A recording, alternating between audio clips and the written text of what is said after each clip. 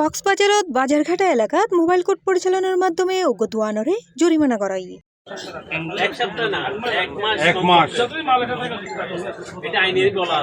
ফেব্রুয়ারির 23 তারিখ সোমবার কক্সবাজার জেলা প্রশাসন ও ম্যাজিস্ট্রেট মাহমুদুর রহমান সাইম এই মোবাইল কোর্ট পরিচালনা করে। বাজারঘাটার প্রধান সড়কের ফাঁসে ফলত দোয়ানতন শুরু করে বড়বাজার মুদির দোয়ান এরিয়া পর্যন্ত বিভিন্ন দোয়ানত বাজার মনিটরিং করা হয়। এই সময় দোয়ানোর বেচনের মূল্য এবং পণ্যের মূল্য ঠাঙ্গানো আছে কিনা দেখা হয়।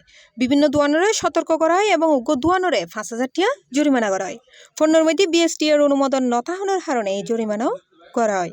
জেলা প্রশাসন কক্সবাজারের পক্ষ থেকে আজকে এখানে মোবাইল কোর্ট পরিচালনা করা হয়, যার মূল উদ্দেশ্য ছিল রমজান মাসে দ্রব্যমূল্য সহনীয় পর্যায়ে রাখার জন্য বাজার মনিটরিং।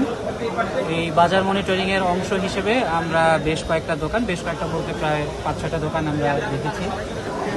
একটি ক্ষেত্রে আমরা বিএসটি এর অনুমোদনবিহীন কিছু পণ্য পাওয়াতে একটা দোকানে কিছু জরিমানাও করেছি এবং সতর্কতা করেছি। আপনাদেরকে এতটুকু আশ্বস্ত করতে চাই যে পুরো রমজান মাস জুড়ে গত রমজানের মতোই আমাদের এই সকল অভিযান অব্যাহত থাকবে।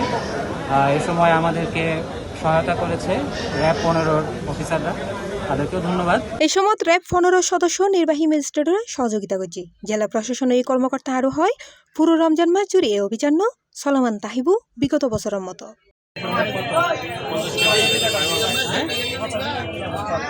C+ TV Chittagong.